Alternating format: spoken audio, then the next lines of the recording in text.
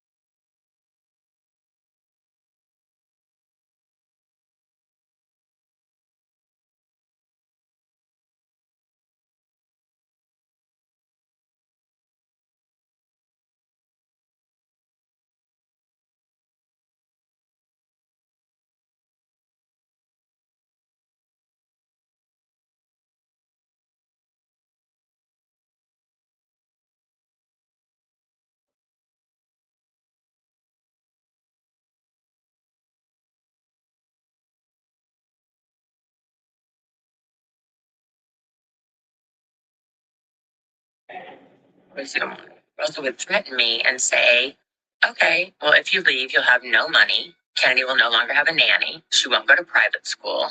You'll have no place to live. I'll drag you through the court system until I completely bankrupt you and your family. And then I'll take Kennedy from you because you'll be declared an unfit mother because you'll have no money and no resources to take care of her. At a party with a friend of mine, I was over at her house. She and her fiance were getting ready to get married in Vegas, and we were in her backyard by the pool. And Russell, he left, and they knew that this couple was very close to me, and they were very aware of what was going on.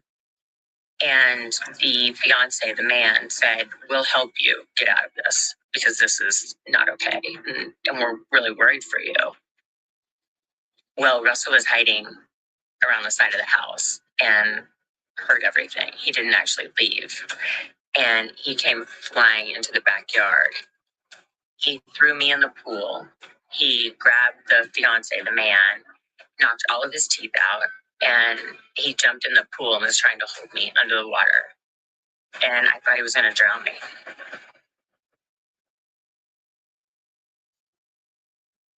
What always stood out for me on Taylor is that there was hints of domestic violence. And it was my sense that made her appear superficial and somewhat robotic and shut down. But people missed that part and actually participated in the abuse, both other housewives and the public. Beverly Hills, word travels fast. Beverly Hills is a small town. And it was pretty well known that I had marital problems. But I wasn't ready for my abuse to be outed on television. In season 1 of Beverly Hills, Camille said, "He hit you." We don't say, "He broke your jaw." And I remember looking at my producer across the room in just like a blank stare, thinking, oh no, like it's out. And I can't put this back. Camille had outed the fact that I was being abused. And I was saying, you have no idea what you've done to me. That he's threatened to kill me before. And I don't know what's going to happen. Something big is going to happen one way or another.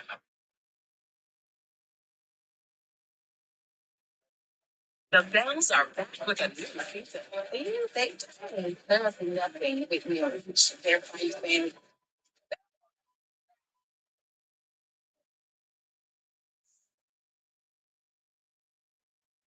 Tends to think fame will solve problems. It makes them worse. From child star to porn star, a fall from grace or something else going on. Fame is a drug. This is not Hollywood. This is reality.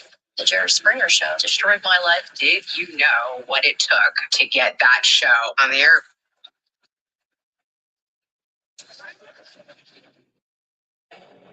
When serious crime strikes, the special agents of the FBI answer the call. I am. Yeah. She's selling babies. It was devastating. We might have more bombs out there. Gangs, drug dealers saying they're untouchable. We're watching it. This case is my life. Work it. I will not stop.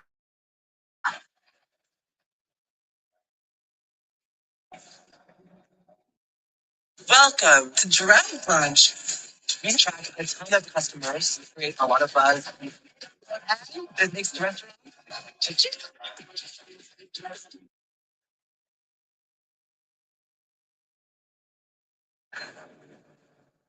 Before the episode ever aired, where Camille had outed the fact that I was being abused, it's my 40th birthday. We checked into the Four Seasons where we met, and he gave me like 8 pairs of my favorite shoes and a really long card. And it was all about how he knew he hadn't been a good husband and that things were going to change and that today was going to mark this new beginning for us. That night after my birthday party, we were laying in bed and he said something to the effect of, "I know that you slept with the Chippendales when you were in Vegas." I had just went to Vegas for Lisa Vanderpump's daughter's bachelorette party, and they filmed us for Housewives.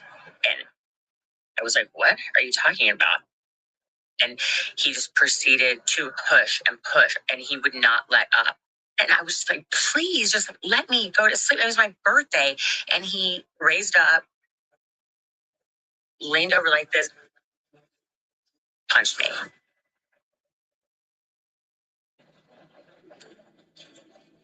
He fractured my orbital floor. And so I went to see the doctor, and Russell with me. And the doctor said, what happened? And Russell had told me to tell him that Kennedy kicked me in the face when I was pushing her on the swing. And I told the doctor that, and he goes, were you pushing her from the front of the swing? And I knew the doctor didn't believe for 1 minute what I was saying. And then the doctor said, well, I've only seen this happen one other time. And it was a police officer who during an arrest got punched in the face. And he just let it lie right there. And of course I couldn't say anything. There was a moment she came on camera with a black eye. And it just it was so horrible. Everything changed after my eye. It took something that dramatic for me to hear from a doctor that I had to have reconstructive surgery that I finally said, I'm being abused. I filed for divorce. I had him move out to a friend's house. I learned at some point after the lawsuit was filed that Russell was not staying with Taylor. There was some friction that had boiled up. The second season of The Real Housewives of Beverly Hills had already been filmed, but before it aired, there were also rumors about their relationship.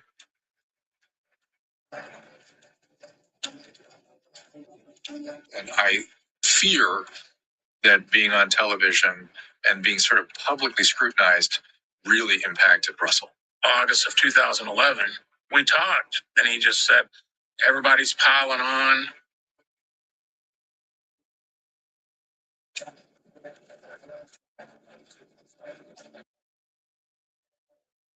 I could feel the pressure he was under.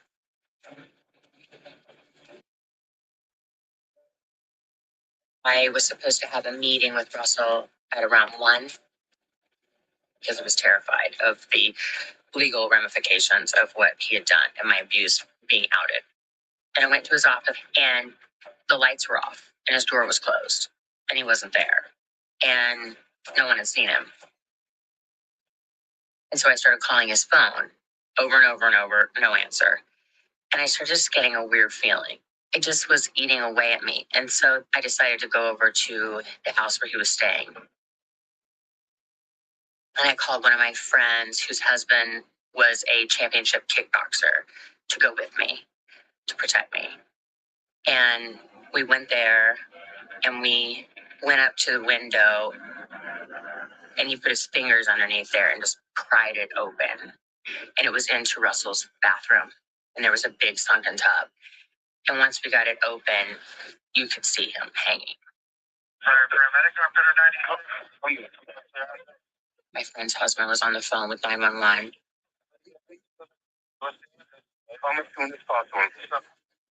I ran into the street outside the house. It's all right. My friend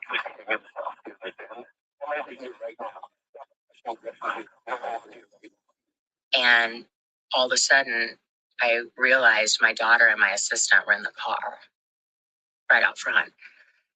I can't let her see any of this happening.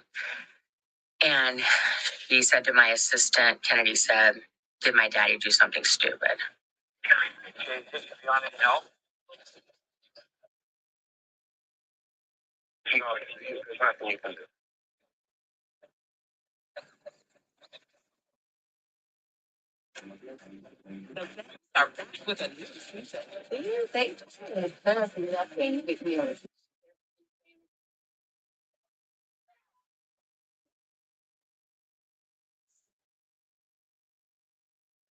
Hollywood can be very dark and serious.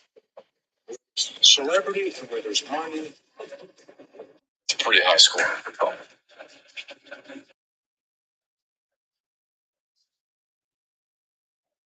A lot of people probably wonder what it would be like to survive a serial killer. It happened so fast. Tied my head to that tree. And all of a sudden got hurt. Somebody had to make him stop. And I was that somebody. John Gacy said you were the only one that not only got out of the handcuffs, got them on.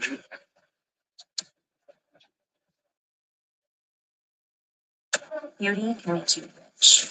If you're not careful, it can destroy you. Everyone's a suspect. You're a suspect. I'm a suspect. It's scary how quickly things got out of hand.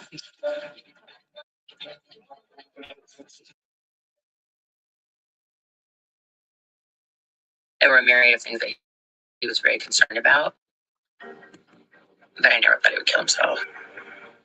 Suicide never crossed my mind. Today I'm going to meet with Taylor Armstrong. Taylor Armstrong, I had interviewed her not long after her husband's suicide for my HLN program. She was clearly traumatized by what had happened. So I was gentle. I didn't really learn anything. Taylor, Hi. so good to see you. Great to see you. So now I'd like to really get into it. You have been through a lot. Mhm. My goodness, when I just say that, I can see it in your eyes that it's still with you. Let's talk about it. When did this happen in relation to filming Housewives? We were filming, so we were right toward the end of the season. And had you finished filming? We had not. Did this all happen in front of cameras? I had to not film because I had the eye surgery. And then after I had the surgery, we filmed the finale, and everyone was very aware of what had happened. It was also one of the first times there'd been a serious consequence on a reality program. Is there anything about being in front of reality cameras that makes this kind of thing apt to happen, or is it unrelated? I question that as well. People have asked me, why would you do a reality show when you know that you have abuse going on in your life? And I've reflected on that. And at the time, I didn't consciously think about it, but maybe in a way, I felt like if the cameras were there, I was going to get the good version of him. Definitely, there's a component of questioning yourself whether you're being abused or not, because he would convince me that it was my fault. But also that the way he would just come out of left field with things and accuse me of things that were so unbelievable, that had no basis in fact, was so confusing to me. And I still look back at moments and think, where did he ever come up with that? Was a lot of his gaslighting about cheating? Yes. Or about relationships prior to him. Well, to that point, you said he was in the office all the time. So did you think, or do you wonder now, was he cheating? Yeah, I never really thought about that. About him having another relationship. I wanted so badly for Kenny to have a dad and a family and to have a picture perfect life. And that was definitely a big part of the staying. And I wish I would have been brave enough to leave her, for sure. For her. And shame for me not being stronger. I don't see how anybody could call you less than strong. You survived a lot. Thank you.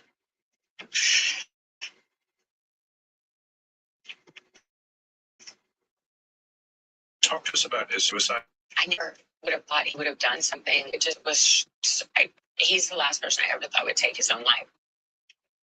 Did you ever worry that something suspicious had happened to him? I didn't in the beginning, but there were some things that were a little suspect around it. I had to hire a law firm to look for his assets because I had no access to bank accounts or anything. And we had an offshore asset protection trust in the Cook Islands that he had told me had $12 million in it. So I hired a law firm to go and try to find the bank accounts, and they were all empty. Everything was gone. And they finally got into the Cook Island Trust, and that was empty too. There ended up being like 30 plus bank accounts, and they were all empty. then something very strange happened. The next day after the suicide, he had a partner that he did business with. And the wife of this gentleman came in, in hysterics, basically, and saying, oh my God, she had heard the news. She said, oh my God, Russell Armstrong killed himself.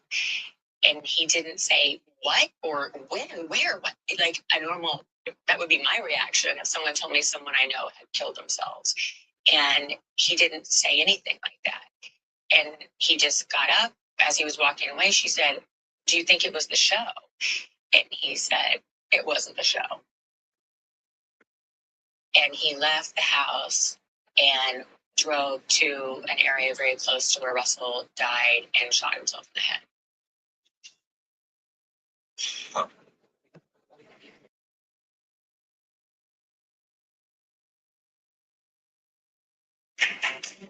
The films are back with a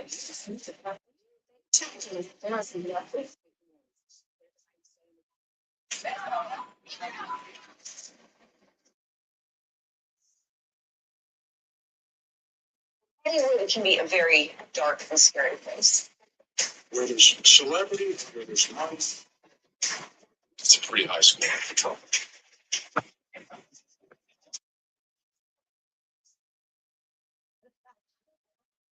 I am not living in Sackett, and I am revisiting the stories. My work here is not done. The teachings. This story touched me in ways that I still remember to this day. This is the I'm fixing my life with new eyes. My work there wasn't healing the channel.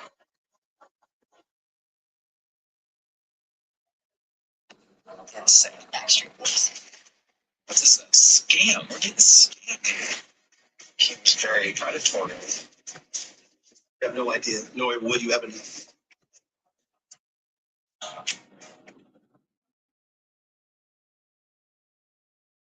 So on August 16th, 2011, Russell was found hanging.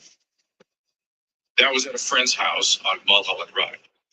Then the next day, Alan Schramm, who was founder of a hedge fund, also drove to Mulholland Drive and presumably shot himself outside his car. And according to TMZ, both of them are linked to an elite investor club.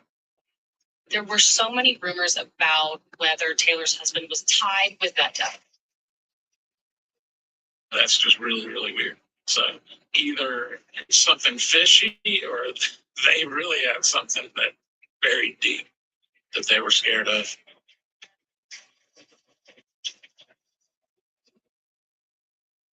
And was there anything otherwise suspicious about this man? The other man that killed himself. No, I didn't even realize they had that many dealings together. We had had a couple of dinners with them, but other than that, I didn't know that they were that in partnership. I don't know what would have led them both to make that decision. Or could somebody have done that to them? Set them up? I've definitely thought about that, whether it could have been you take your own life or we're going to take the life of your family. You're shaking even now thinking about it. I just feel like there must have been more going on, obviously, behind the scenes than I was aware of. I read the autopsy report, and there were aspects of the suicide that are still strange. No alcohol in his system. Somebody like him, I would expect him to leave a letter, but there were aspects that sounded like suicide, motivation for suicide, and I believe it could be a suicide. I called the investigating officer just because his mom and sister and dad had so many questions. And he went through the details and why it didn't seem like a murder. I was sick about what happened to Russell. It bothered me. If you look at the time connection between filing the lawsuit and Russell's passing, you're going to see several weeks, maybe 10, 12 days. That doesn't tell the whole story. We effectively served Russell. And within 48 hours, I'd heard he committed suicide. It's hard for me to not assume that there's a cause and effect there. Is that the straw? Is that the straw that pushed Russell over? I don't know. No one will know the answer, but certainly I thought about that.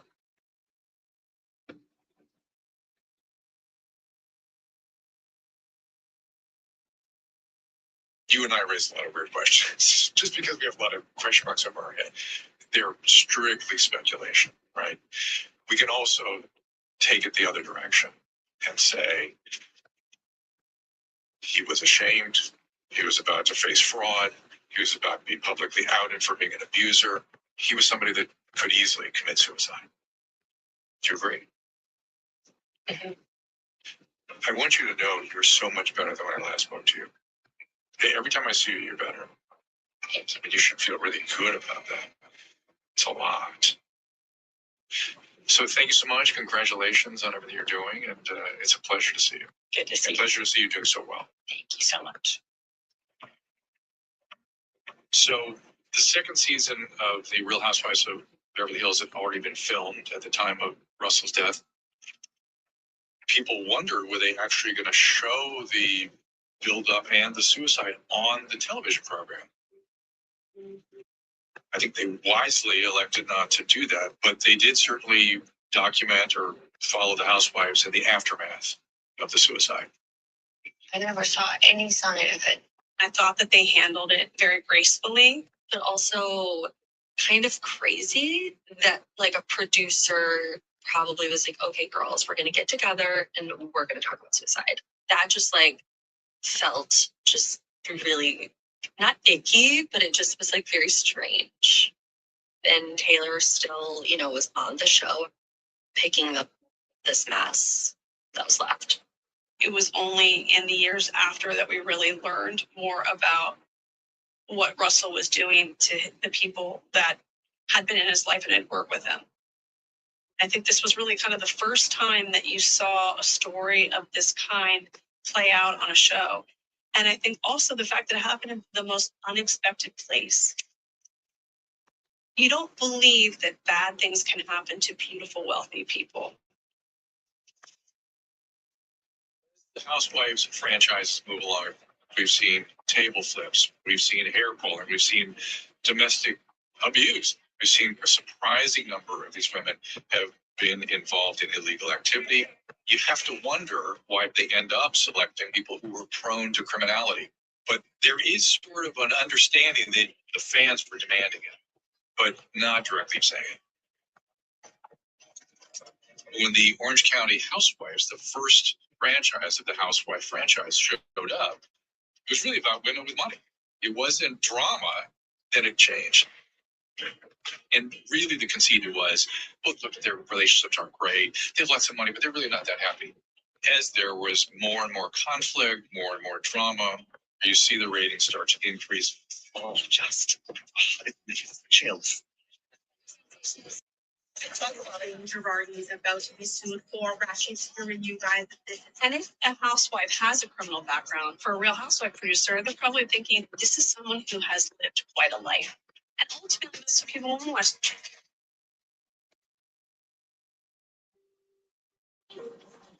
I quit the show after 5 seasons, and I've had enough. My kids are over it. It was starting to affect them in school, and I was done. I wanted it to be a learning show, teach people something, because, we were all very successful. I didn't want it to be about drunks falling and chipping and breaking their teeth. I was on for 2 seasons when I was going through when my girl's dad died. I'm like, well, I can't film. So, it was a choice I made for my girls. But let me tell you, most people that do these shows, they're not happy. There's a reason they're doing it. They're doing it because they're missing something too. What do you think that the production company or network gravitated towards you? I think that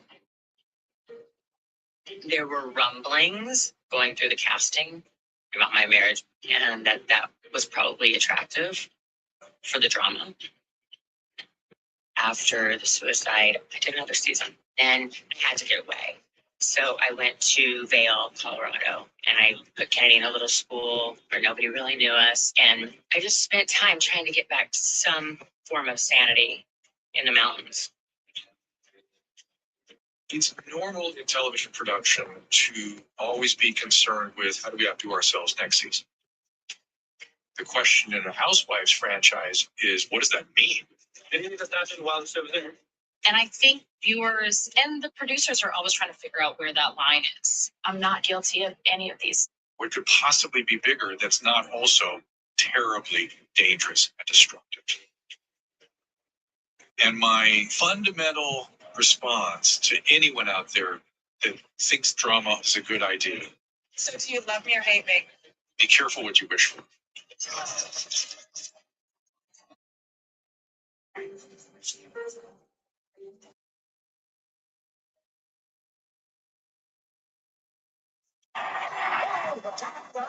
The Von Erichs were gods. They were just the blueprint of what wrestling should be. But with that came tragedy. The movie says it's inspired by a true story, but it is not the full story.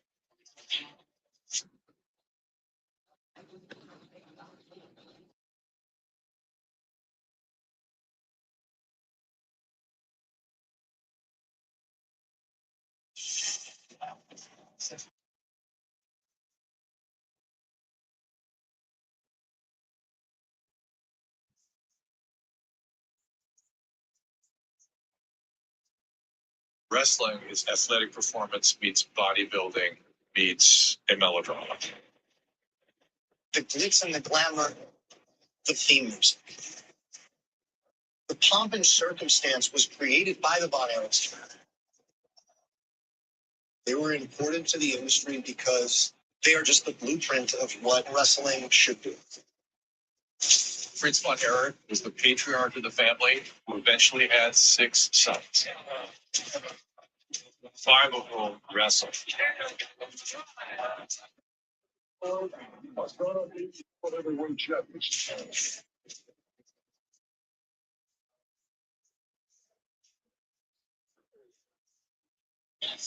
When they became wrestlers, they became very good at it and very big. But with that came tragedy. So I almost wish that it never happened. This is one family, a single generation of 6 brothers, 5 of whom end up dead. These guys were kids. They're just kids, man. Sheriff's deputies found Carrie's body with a single gunshot wound to the chest. He's still very, very sick. Located a white male victim laying in some brush. If there were ever a circumstance that looked like the first, it's this one. Do anyone work now? Do you feel like you've ever sat down and told the full story before?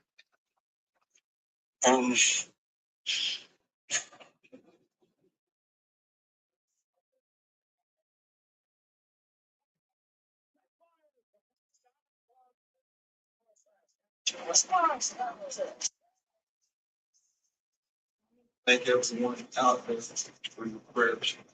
Keep us.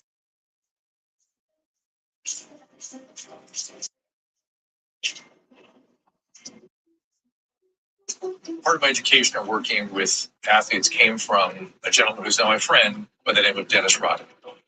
I was working with him and he said, you gotta understand one thing.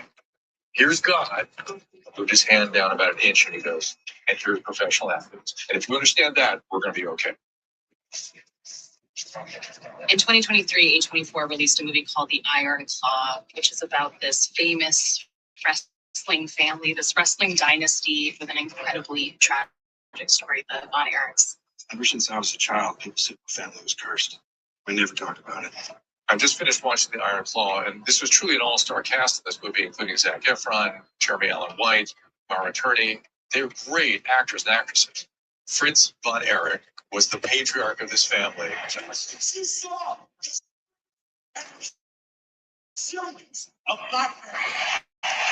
the movie, Fritz is very rigid, cold, harsh, He was an athlete, a wrestler, alpha male, who eventually had 6 sons, 5 of whom end up dead at a very young age. The movie says it's inspired by a true story, but it is not the full story. No.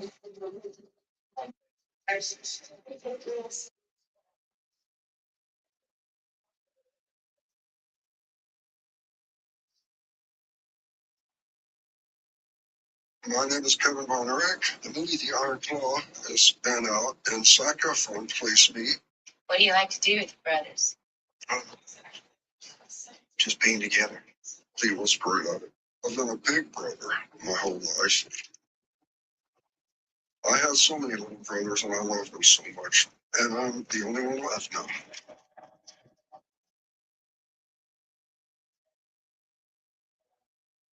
Endorse the movie. But I have to correct the record. Their lives are worth more than just pretend this happened, because it didn't. In Iron Claw, Holt McCallany plays the father of the Von Erich brothers. His name is Fritz Von Erich.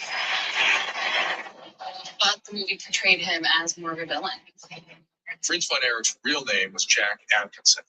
Fritz grew up in Jewett, Texas. He was raised in a poor family around the time of the Great Depression. According to legend, Fritz, when he was born, was very large, 15 pounds. He was a really big kid. My granddad's childhood is something he rarely talked about. His father was the sheriff of their town, and some of the boys in the town it was almost like chicken fighting. The dads would take their boys out and let them fight. They'd bet on their sons. And they'd go bare knuckles, and people would bet money, kind of like fighting roosters or fighting, dog ear or that. But back then they did it. And now you gotta realize this is a different time. Boys would fight each other for money. Money was hard to come by, Granddad definitely didn't have an example of like a loving father in his own father. And Granddad told me one time his father didn't speak a word to him, and they never had a conversation until he was about 10 years old. And he said, "Get in the truck, we're going to go hunt." And so he wanted to prove that he could do something worthwhile to show his dad that he was worth loving, worth talking to. He wanted to be successful. He played football at Southern Methodist University. He was just good at everything he did. He was fast too. He ended up playing football for the Dallas Texans, which was an NFL team. My mom and dad met in Dallas when my dad's a football player there. She knew that he was going to do well for himself. This is a guy who is going to do something important. They were so in love too. A couple of months later, Granddad was cut from the Dallas Texans. Felt disappointed. Fritz wasn't somebody who gave up easily. And so as he tries to work for a different league, he ends up meeting a wrestling promoter who's looking for his next big star. And he said, "Wow, you would be a great wrestler. You got the physique and the character for it." After his football career, he hit the wrestling circuit in the 1950s. Wrestling's pretty big all over the place. Like you can find local wrestling heroes kind of anywhere. Ladies and gentlemen, just in case you are deaf, dumb, blind, or stupid, my name is Maxwell Jacob Friedman. I am the greatest wrestler on God's green earth. I'm definitely a historian of the industry. I'm a genius when it comes to professional wrestling. Back then, professional wrestling was not like it is now, where there's two major promotions. You have WWE, you have All Elite Wrestling. Back then, the wrestling leagues weren't centralized like they kind of are now. Then they were a little more regional. You had your local, regional television stations, and we call those territories. Basically, you had the territories because that's where the TV would reach. Territories in those days have hometown baby faces and traveling heels. I'm Chris Jericho, the Ocho 8-time world champion and pro wrestler for 33 years. So a babyface is a good guy. He's the protagonist of your story.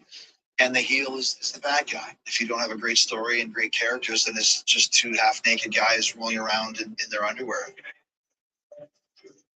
Fritz, when he hit the wrestling circuit, originally was a character of a villain. And the perfect villain at that time, post World War II, would be a Nazi. People were furious, hated him, and he had a fan staged in a wheelchair, and the guy booed him, and Granddad turned the wheelchair over, and the crowd just lost their minds. Fritz was the embodiment of hatred. When he walked into a room, he walked into a room with disgust.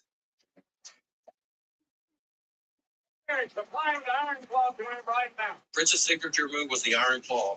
No one can sell it better than Fritz.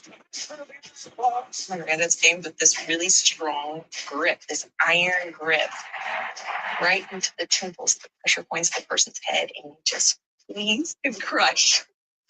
He's alleged to have drawn blood, but my understanding of wrestling is they would hide sharp objects in order to be able to draw blood and make it look like more dramatic than it was. People saw Fritz in the ring, they thought it was real, period. His firstborn son was Jack Jr. And then Kevin. After that, it was David. As little boys, we thought my father was just the greatest thing in the world. His kids were everything to him. We had such love in our family. I remember Jackie protecting me, like thinking something's going to get me. He'd be right there, B or whatever, and he was loved my dad, or they were close. Life was good.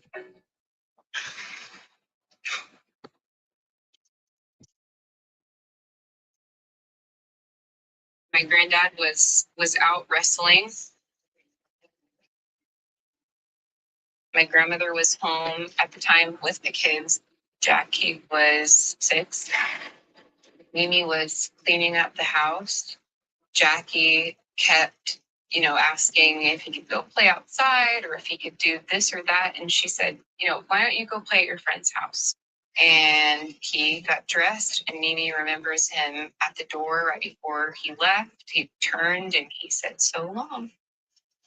And it just stuck with her. She finished cleaning up and then called her friend just a few houses over and said, "You can send Jackie home now. I'm done cleaning up." And her friend was like, "What do you mean? He's not over here."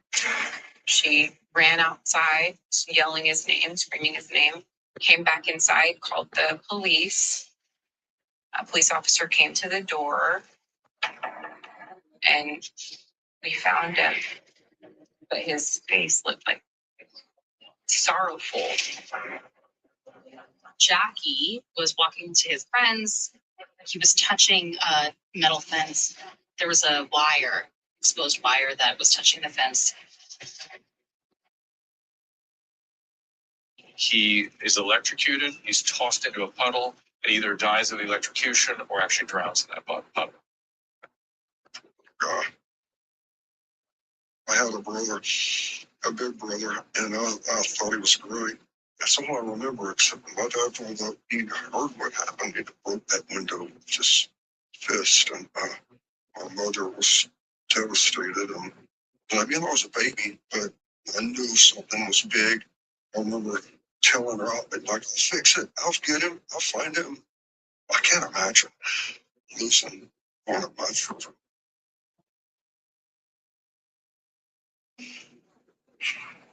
But they did. After that, my dad was really, when he became a different man. Actors talk about having some kind of pain to draw on. My dad was like furious at everyone. It was like, my son died because I was on the road, and I was on the road because we knew. Fritz was lost. And he took it out on his opponents. It was payback time. Some things have a way of lighting up our world. Words, moments, people, the things that give us hope. And if you have early Alzheimer's disease, Kisunla is here. Here comes the sun. An anti-amyloid treatment for early symptomatic Alzheimer's disease, proven to slow the progression of the disease. Kisunla can cause amyloid-related imaging abnormalities, or ARIA, which is temporary bleeding and/or swelling in the brain. Your doctor may test for a gene that raises this risk. ARIA doesn't usually cause symptoms, but can be serious and fatal. Symptoms may include headache, confusion, dizziness, vision changes, nausea, difficulty walking, or seizures. Tell your doctor if you take medications to reduce blood clots. Do not take if you have a known allergy to Kisunla or any of its ingredients. Serious infusion-related and allergic reactions can occur. These are not all of the possible side effects. Call your doctor right away if you experience any side effects. There's a light within us all. Visit Kisunla.com to learn about evaluation and testing to see if Kisunla may be right for you. Retention, and it can make you rich. But if you're not careful, it can destroy you. It's one of the most salacious stories to ever come out of the porn industry. Everyone's a suspect. You're a suspect. I'm a suspect. It's scary just how quickly things die out of hand.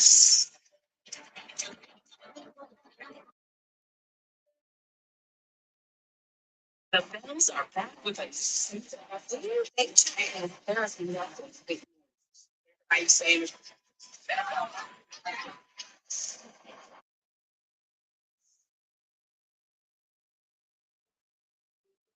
After Jack's death, Fritz pushed Doris to have more kids. I think Granddad, rather than really deeply grieve, he thought, what can I fix, in this situation? I can have another baby. This is something that sometimes parents will do to try to put the grief away, have more kids, paper it over. Whenever the ghosts of the past enter into the childbearing, it tends to not go well for the child. After Jack's death, Kevin was the oldest brother. And then Dave, and then Carrie came along soon thereafter. I'm Holly. I'm Carrie Von Erich's oldest daughter. I'm Lacey Von Erich, and Carrie Von Erich is my father. Granddad really seemed to just love Daddy. They did have a special bond. After Carrie came Mike, and then lastly was Chris, and he was the baby of the family. Fritz would bring the boys up with him in the ring when they were little. People watch those boys grow up. Fritz perhaps was non-consciously exposing his boys to the idea of a career in wrestling because of the fame and notoriety he got. I was the big brother, and I was the first. I always thought God made a mistake because I'm not meant to be the big brother. But I had to grow up really fast. The kids at school, everybody believed wrestling. So everybody thinks my dad's bad. These people don't know the dad that we know. We thought Dad was great, and if you don't like him, we don't like you. I was in first grade, and Kevin was in fourth grade. I just remember Kevin being the type of big brother that if somebody was bothering his brothers, he would step in and not allow it. It's real easy to get this mentality like it's us versus them. And so I had to fight a lot, and my dad trained me to be strong. I thought before this, are you? You don't quit. You don't give up. You don't take the weak. You fight. My dad bought 96 acres way out in the middle of nowhere. We had a little barn for gym, and Dad built weights for us, and everything was athletics. We had a routine that we'd follow every week. Mondays, we'd run 110 meter sprints. Tuesdays and Thursdays, we'd run 400 meters for time. And in the summer, we'd swim a lot. And we usually showed a lot. These guys were like Greek gods. They were gorgeous and all-American. They had long flowing hair, and they were massive. They ranged from Dave at 6'7" and 230 pounds to Mike at 6'1" and 200 pounds. Kevin was the second oldest son, and after Jack died, the eldest son. And he was the first to get into wrestling. I loved football, and I thought that was it for me. I was a punter and a running back. So I got to college. I didn't want to be a wrestler. So why did you? Because he did. He thought he was great. Everything he did I think there was a sense of duty. It was a family business. It really was, and I'm the big brother. Wrestling dynasties is like it's a thing where it's kind of like, this is your crown to inherit. It's your birthright. So that's work. Bring home a check, I'm all in the goods. But it was just amazing to get in line and do that, and the people to respond the way they did, and it would been foolish not to continue doing it. You know, it wasn't when I was in college. Maybe a little kooky, but that's it. That's how I am. Kevin was interesting because he wrestled bare feet. He just had his own style, just this high flying, acrobatic, super athlete. He was incredible at making you invested in what was going on.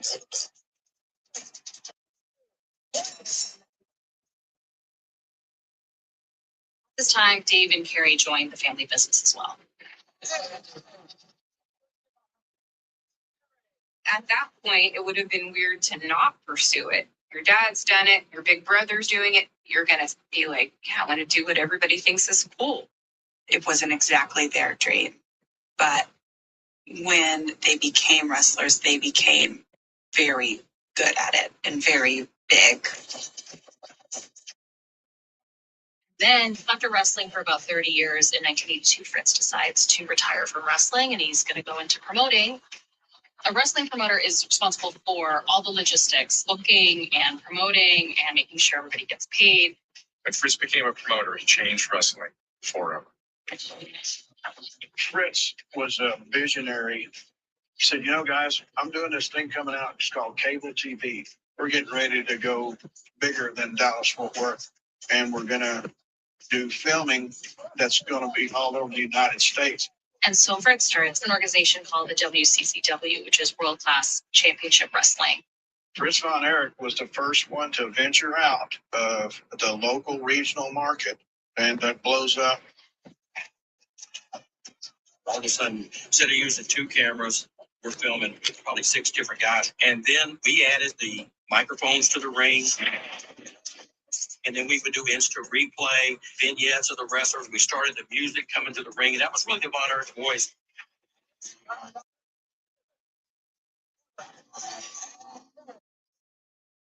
Before the Von Erichs, nobody came out to theme music. It wasn't a thing. The pomp and circumstance was created by Fritz, by the Von Erichs coming out to that epic song. It's created what you watch now. Bottom line, today it's got pyro and lasers and bombs and loud music because of the Von Erichs. Then the ratings came out. All of a sudden, we saw everyone was watching wrestling. The WCC broadcasts their fights across the country on 80 stations and in 23 international countries. In 1982, the WCCW brought in $11 million, which would be over $36 million today. Kevin Von Erich, David Von Erich, and Kerry Von Erich were the rock stars of world-class wrestling, period. The Von Erichs were gods. You had 3 hot young baby faces, and they were all related, and they were all good-looking guys. It's a promoter's dream. It's Fritz's dream. It was like Texas Beatlemania with the 3 Von Erichs at the center of that.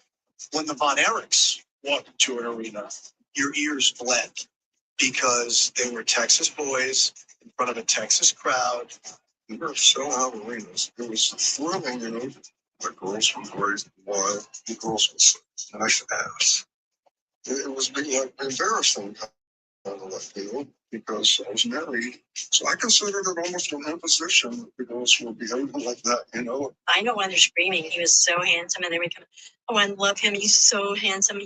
And he's so sexy. Like, I know he is. I feel the same way. I first met Kevin, I was in 8th grade, and I think I loved him from that moment. I knew I was going to marry Pam really young. I never felt like, don't say that about my husband. I own him because, that was his job. They were world famous wrestling brothers. David Von Erich was really the best wrestler of all 3 of the brothers. From a technical standpoint, David was the best. Dave was the tallest, and he was 5 inches taller than all the other boys. In those days, height meant everything. He's also the one that kind of looked the most like Fritz, not movie star looks like Kevin and Carrie had. He looked more like someone that would beat the out of you in a bar and not even care. Von Erichs became internationally famous. So now they would tour locally in the US. They would also go to international places to wrestle there as well. It's really grueling. Each one of us, we wrestle like 7 days a week. But man, we only day off about it.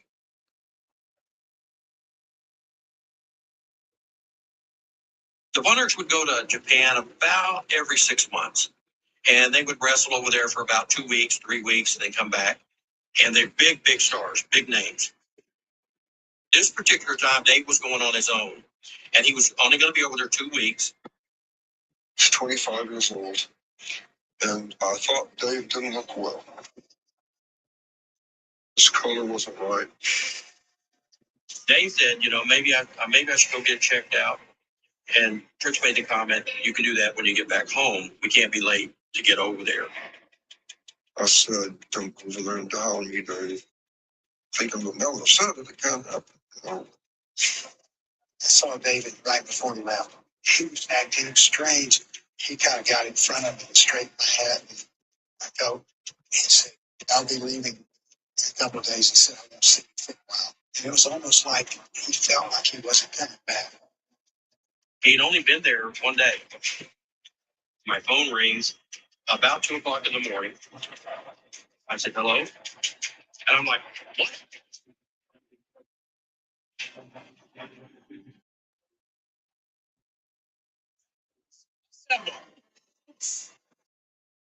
Time to suit up. Step into your superhero story and set sail. Marvel Days at Sea. Select sailings January through March from Galveston, Texas. Only on Disney Cruise Line. To relationships, if one of you is struggling with it could be stressful for the both of you. We have been having serious challenges financially. It's overwhelming. What if you could nominate an important person in your life to help fix some of the problems? You just came off the top. You said powerful. We're here to mend their relationships with money and each other. I told you needed help.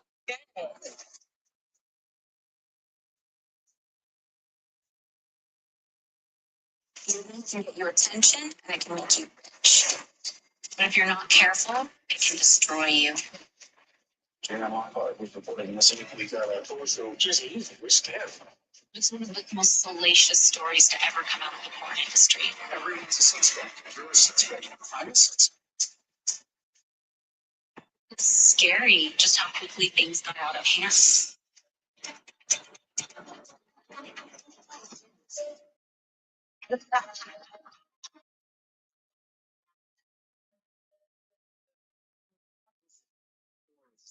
Work here is not done.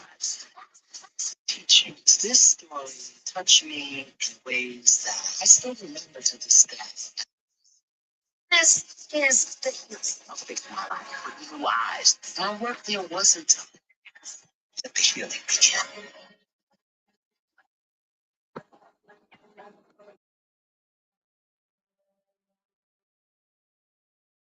After arriving in Japan, Dave and all the other American wrestlers were taken out for dinner. They were drinking heavily, eating tremendous amounts, and then drinking more alcohol.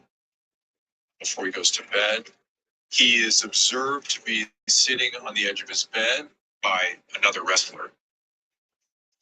The next day, he didn't show up on the wrestler's bus, so one of the Japanese referees went to go look for him. Dave had only been in Japan 1 day. And then all of a sudden, my phone rings about 2 o'clock in the morning. I said, hello? They go, David Manning? And I said, yes. Joe Higuchi, All Japan Pro Wrestling. And I'm like, what? The phone rang about 3:30. It was a crying girl's voice. And I recognized it as Dave's wife, Tricia. And she said, Dave's dead.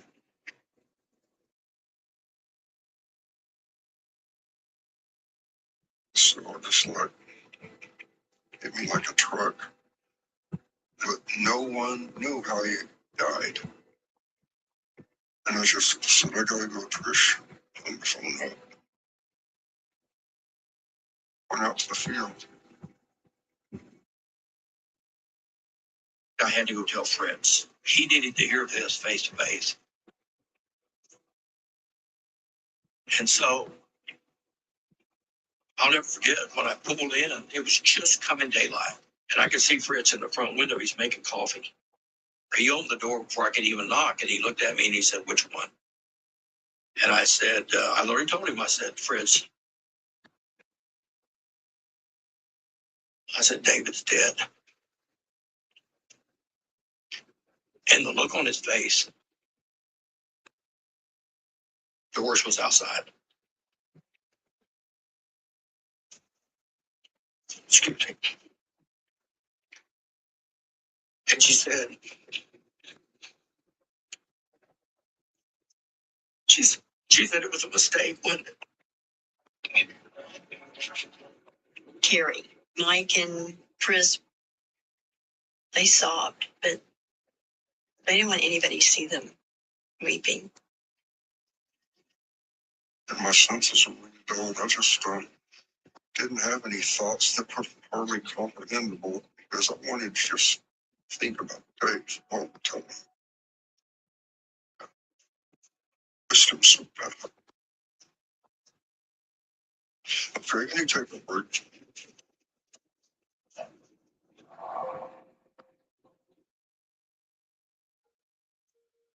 It really didn't hit me probably until the funeral. Because to me, it was like I lost a brother. Well, I was one of the pallbearers, and the police had the highway blocked off for us all the way until we pulled into the funeral home. And then when we got there, every police officer were lined up on the side, and they were standing side by side saluting as the hearse went by. It was incredible. I mean, you would have thought it was the death of a president. There was 2,000-3,000 inside, and outside there was between 5,000 and 10,000 people. And the people were, God, they were just crying. We really saw how much love, true love, the fans had for Von Erich. I remember Fritz said, call Japan and you find out what happened to my son. We were waiting on the autopsy. He said, you know, whatever the autopsy says, we have to go with it because Japan's already seen it. And it's going to leak out what that autopsy says. But when we did get the autopsy from Japan, it said acute enteritis, which caused heart failure. Gastroenteritis is a viral illness of the intestines and stomach, causes vomiting and diarrhea. While adults can develop gastroenteritis, the mortality rate is exceedingly low. It's a little more serious in kids, but it can happen at any age. Now, in the case of David, the medical examiner reported that gastroenteritis contributed to his death. I take issue with that. I doubt that's the case. Now, remember, this was 1984. I cannot tell you how often medical examiners misdiagnose substance-related death. There has to be something more than gastroenteritis that took David. Drugs. Sometimes you have no choice but to take a painkiller because what else are you going to do? Now, am I saying it's a good thing? No, but back then, there were real consequences if you didn't get the ring. You had to feed your family and your loved ones. So pop that pill and get in there. We knew Dave was taking some pain pills. It can become an addiction. He also liked Quaaludes, which is kind of a painkiller. It's a calm down. Now, in wrestling, when there's substance use, it's always opiates. It's always painkillers. My suspicion is this was opiate-induced, where the colon just stops moving and fills with stool, and he ruptured his colon in Japan and became septic. That is a very common thing. Now, it's reported that there were no drugs or alcohol found in his room after his death. However, A, we know for sure he was drinking heavily before he went to bed. B, he was known to use substances, so it doesn't have to be in the room. And C, somebody may have cleaned it up. But we'll never know.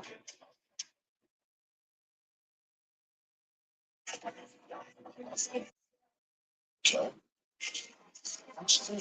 Travel prices are out of control.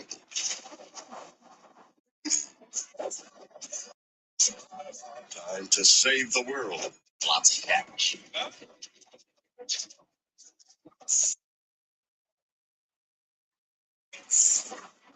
No one knows more deals than this system. Student has become a negotiator. I am Young Van Sant. I am revisiting the stories that fix my life with new eyes. Let the healing begin. A lot of people probably wonder what it would be like to survive a serial killer. It happened so fast. I tied my head to that tree, and then all of a sudden I heard. Somebody had to make him stop. And I was that somebody. John Gacy said you were the only one that not only got out of the handcuffs, got them on me.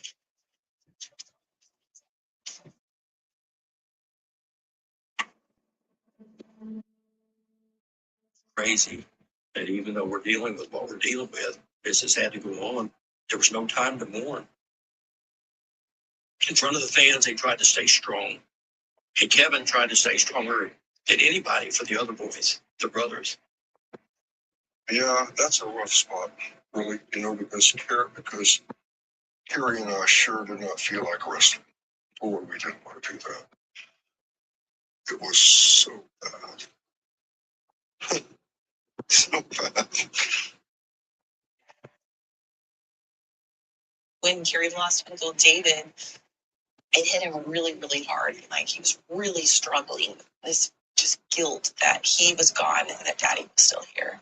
My mom was having to constantly like coach him and encourage him to just like keep going. Shortly after David had passed, Carrie called me, said, sit down. He said, you and David were like brothers. He said, I want to be brothers. And I said, Carrie, we are brothers. He said, no, I want to be brothers like you and David were. And we both got watery eyes. And I hugged him. And I said, Carrie, you're my brother. You always will be my brother. Boy, we didn't want to get back in the ring. We got a little too soon, but Dad kind of pushed us on that one. I think that was hard on my dad. Their brother dies and they're still wrestling the next day. He wanted them to hurry up and wrestle after Uncle Dave died, which is the same reason that he wanted to hurry up and have Uncle Carrie after Uncle Jackie died. He doesn't want to think about his son being dead. Let's just focus on the show. The show must go on, right? With David gone, we brought Mike in. It is my pleasure to welcome for his first professional wrestling bout, Mike Area. He was 19 years old. He just graduated high school. Mike was having to fill in a spot that was empty. The Von Erichs were a wrestling family, and Mike had to step up and take the place. Mike was like the darling of the family. Mike was a treasure. He was so funny. He was a really funny guy. He cracked me up all the time. Mike wanted to be a musician. To me, in his heart and soul, he did not want to be a professional wrestler. I think Mike wrestled because he thought that was his role as being a brother, and wrestling maybe got in the way of him being who he wanted to be.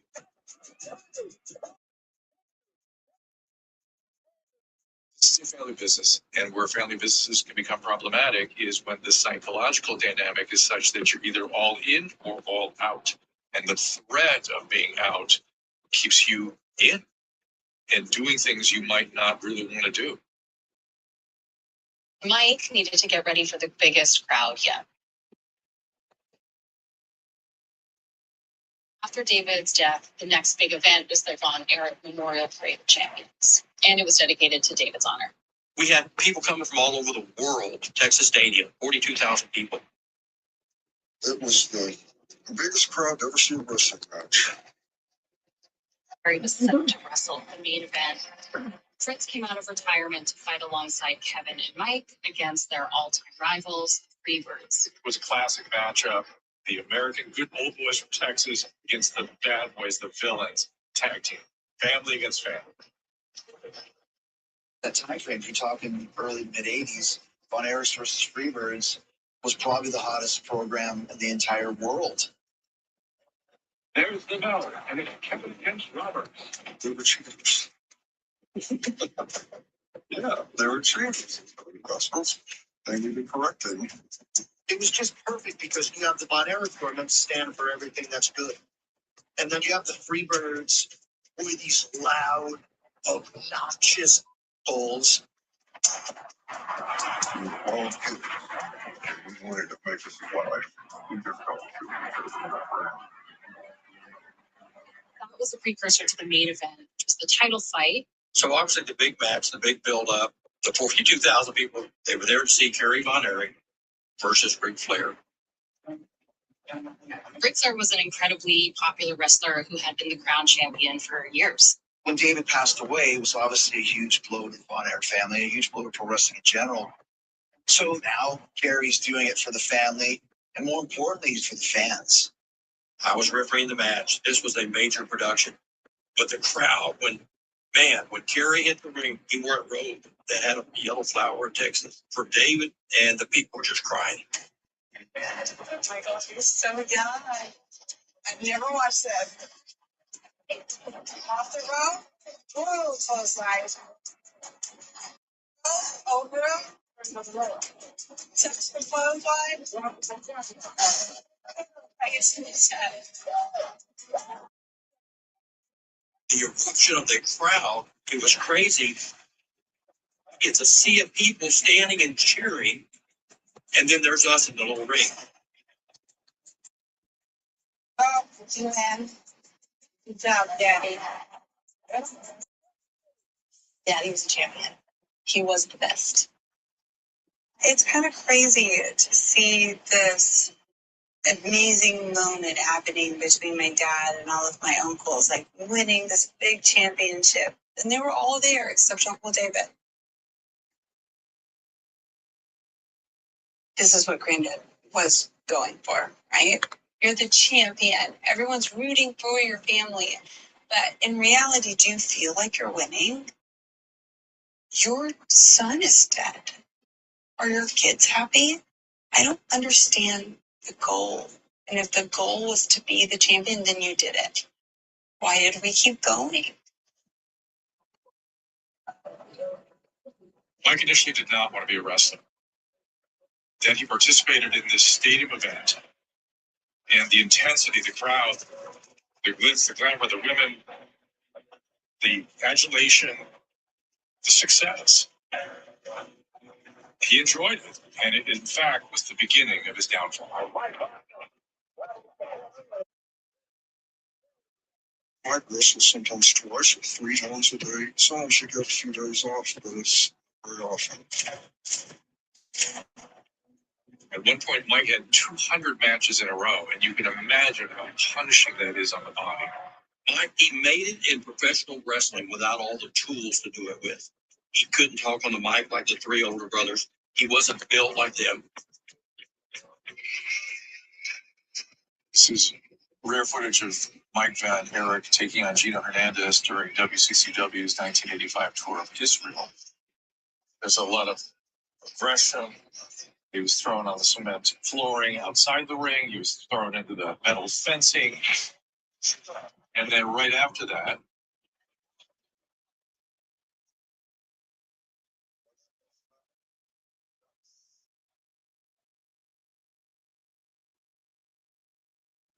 Mike had a shoulder dislocated in Israel.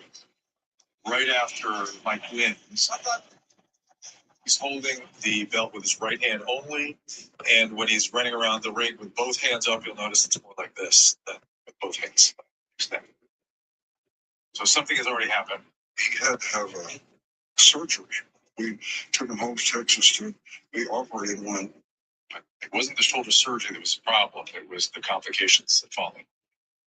I went to pick him up because his wife said, Mike is acting kooky, like he doesn't know me. We raced over and Mike just looked out of it, just eyes rolling around. Kevin threw him over his shoulder and put him in the car, and we drove to the hospital. And of course, what fans want to know is when will Mike be in the ring again? Still very, very sick. There's no question about that. His fever was 107 for several hours.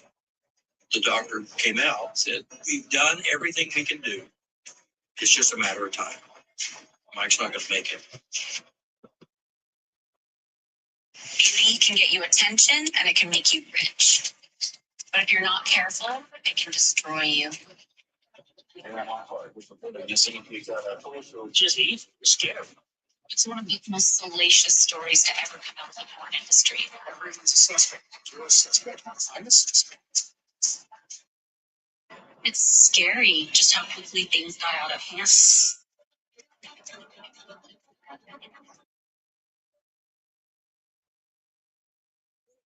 Relationships. If one of you is struggling with finances, it can be stressful for the both of you. We have been having serious challenges financially. It's overwhelming. What if you could nominate an important person in your life to help fix their money problems?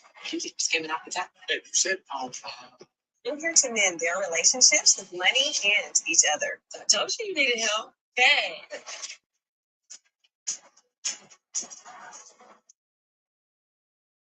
Welcome to Giraffe Crunch. Every restaurant needs us for a given reason. I want it to be successful. Samantha, I really need your help. She's trying a ton of customers, creating a lot of buzz. And the next restaurants. Dry Brunch saved us.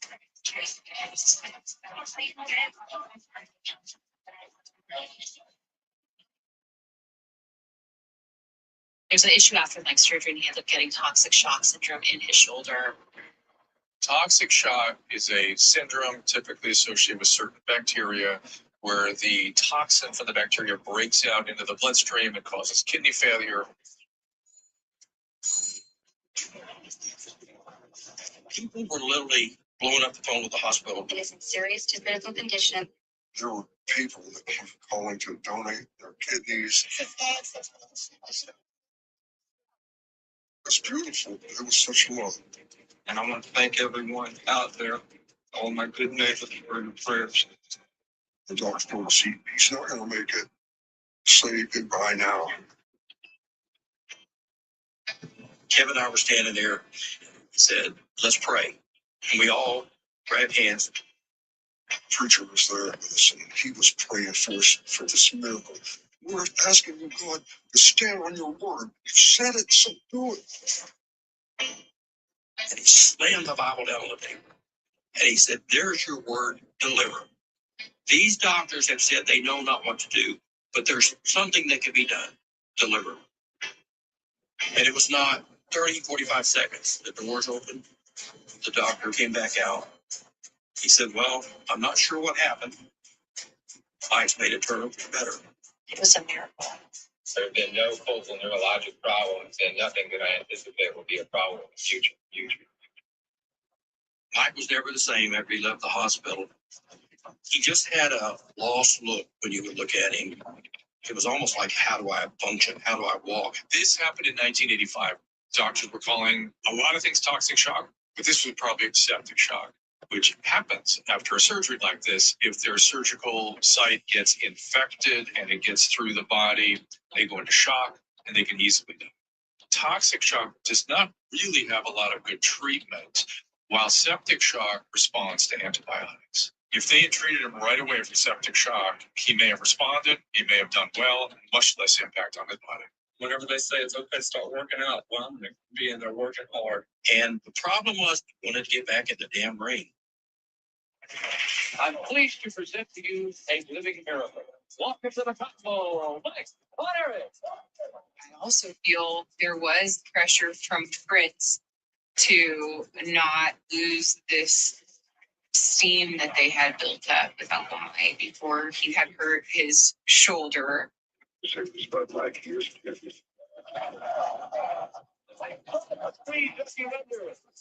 back to the ring in 6 months.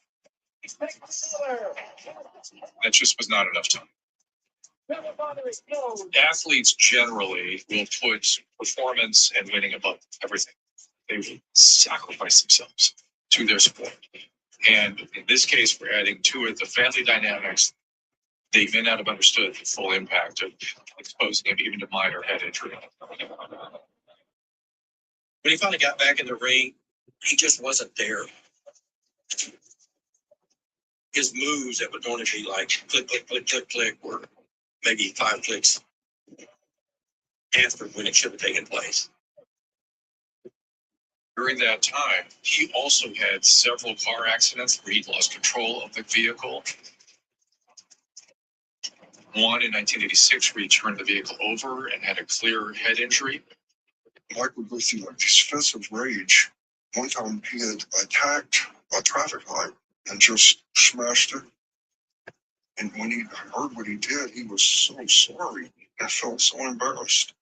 The fact that he lost control of multiple vehicles and he was having outbursts of anger, typically associated with concussions. The question is, did he get these brain injuries from wrestling, or is it strictly because of that episode of septic shock? My suspicion, both. It's both.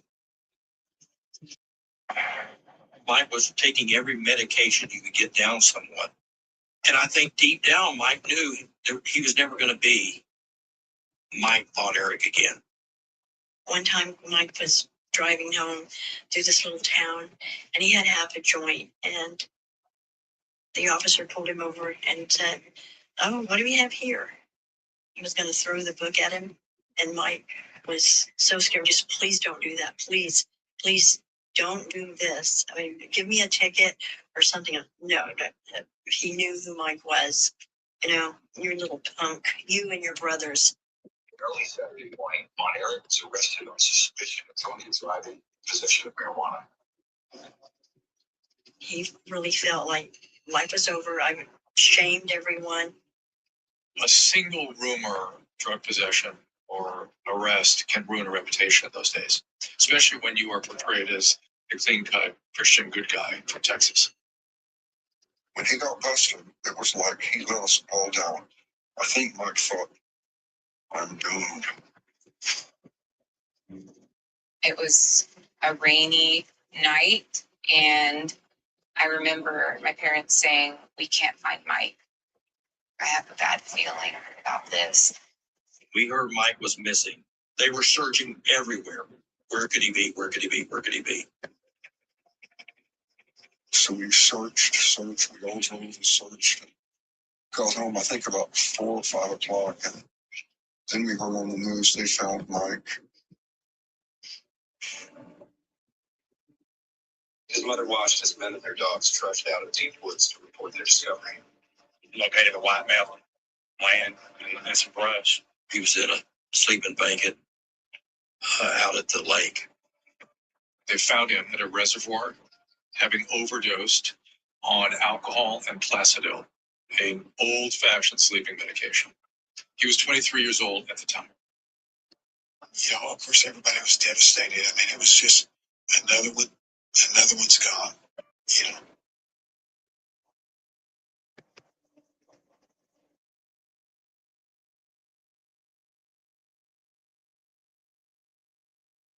To lose Dave and lose Mike, it was so bad. When Mike died, Kevin and Carrie just sobbed, and I put my arms around him, but they didn't want anybody to see them weeping. Is there a right way to grieve? You don't really know. Dad wanted us to get right in the ring, you know, and it was just too much. We had to say, no, we need more time.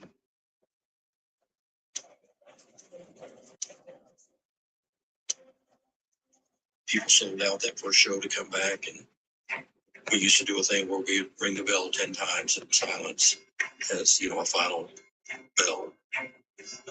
At that point, I think a lot of the fans had a lot of questions.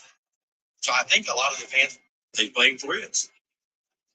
Well, they shouldn't have made him go back in the ring. You know, with the deaths, they would think about the way they were, sure. Somebody wants to find the bad guy. Where's the bad guy in this?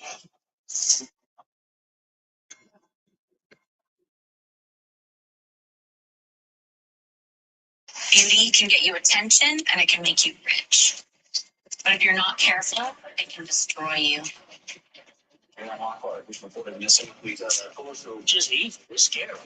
It's one of the most salacious stories to ever come out of the porn industry. Everyone's a suspect. You're a suspect.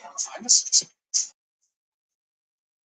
It's scary just how quickly things got out of hand.